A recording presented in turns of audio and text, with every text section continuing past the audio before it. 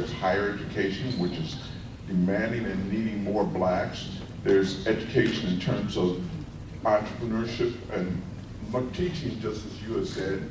Let me go ahead and let me give you an answer, okay? Just so that we can make sure that we make sure that we allow everybody to get a chance to ask questions. But in terms of education, I referred back to what I said earlier about entrepreneurs who said that one of the greatest impediments to one of the reasons why they failed was lack of training. Yeah. That lack of training is lack of education. And I'm not talking about formal education. What I'm talking about is learning how to do things the right way someplace, okay? Now, I tried to teach myself how to play golf, and I never got any better. I went out with Dean Collins. You know, he had gone to some instructors, learned how to do it the right way, and I'm out there doing everything the wrong way. The lack of education and proper training will keep you frustrated. And what we also know, and I say this to young brothers and sisters, first of all, do not talk about finance phobias. There's a stereotype of black people that black people don't like numbers, okay? Fight that stereotype. I like to say, address financing. If you have a phobia, like you address a certain medicine that you don't like, you know, I have to take it because it's good for me and feel that way about finance. But also, I'm a strong proponent of embracing continuous education. I was on the board of directors of S.C. Johnson Wax. We make Glade Radio Index. We do about $8 billion a year in revenue, headquartered in Racine, Wisconsin. I was on their board for 22 years. I just left the board in October for term limits. And I was driving from Racine to Chicago with the CEO, Fisk Johnson. And Fisk, you've seen him on commercials. And he's regaling me with his knowledge of this extraordinarily complex financial instrument called derivatives. Derivatives are so complex that the people who thought they knew about them messed up when they invested in it, and it took cities like Orange County, or the county of Orange County, California, almost into bankruptcy because the treasurers had invested in it. So I asked Fisk, I said to him, I said, how do you know so much about derivatives? Okay, you run this company, you're the CEO. He said, if there's ever a topic that I don't know about, I hire a professor at the University of Chicago or Northwestern to do a personal tutorial with me.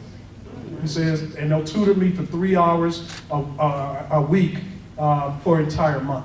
And so I said, and I used that story to say, if it's good for the CEO of a Fortune 500 company, it's good for everybody in this room, and that is embracing the importance of continuous education, okay? So it is extremely important to entrepreneurship. It's extremely important to be the leader of any business, a Fortune 500 company as well, okay? Thank you. Go ahead. Yeah, good evening. My name is Dan Duster. I happen to be one of the descendants of Ida B. Wells. That was my sister that was in the video there. So, I've got 2 points to make. One is related to Munson Steve. So talking about media and the importance of media. So when Ida B. Wells was a journalist, that was media back in the day. They didn't have other outlets. So Munson, we met for coffee in 2003, and you did a story on me in your paper, and that helped propel my business. So I want to say thank you for that. And Vincent, I was on the first panel for the screening of Boss, and somebody asked in the audience, what can we do? How can we better support black businesses? So I've launched, it's pre-launch actually, but it's qualityblackbiz.com, qualityblackbiz.com. And it's to allow businesses to advertise, of course, but it's holding our businesses to a higher level of expectations. Is that my experience is that oftentimes when we do business with black businesses, there's a sense of compromise that goes along with that. And I have a full intention to eliminate that by holding us to a higher level of what I'm gonna have expectations of excellence and etiquette, where you should adhere to those in order to be part of the site. So if you want to join, again, qualityblackbiz.com, the rates are on there. If you can't afford it for whatever reason, call me, I'll work with you, because I want each and every business to be listed there. If I can, let me make a comment about how you can support the black business. What can you do? As I travel the world, if I travel any place in the United States, one of the first things I do is Google black-owned restaurants. I just went to Hawaii last week, and I was teaching 70 entrepreneurs in Hawaii last week. I Googled black-owned restaurants in Honolulu. And I found a brother who owns a restaurant there from Cleveland, had served in the military for 26 years, stayed in Hawaii. When you were eating his food, you thought you were in Cleveland, or you thought you were in Chicken and Waffle on King Drive. But I Googled black-owned restaurants. And so for me, it's a way to very easily and very quickly put money in the black economy. And one of the joys that I get when I go to black-owned restaurant is I see black people working. I see them actually working. And so that's one of the things that you can do. I own a real estate company also where we invested capital in my old community, Inglewood. We bought over 60 pieces of property in Inglewood during the economic recession. And part of the reason was there's been a blessing that has happened to me and my family, and I know that I'm obligated to give back. I came from that community, and so I have to give back. But what I do with that company is I only hire black contractors. And I hire black contractors, and I ask them who works for you. And I tell them, I'm hiring you because I want you to put black people to work. And sometimes what they'll say to me is, you know, it's kind of tough. We can be this. I say, well, you know, it was tough for me to find you. Oh, okay? Wow. And so that is the way that I live my life, and those are my standards of operation, and that is putting money in the hands of black people who are employing other black people. Okay? We desperately need help. We just can't be one who cites the fact that we have no jobs.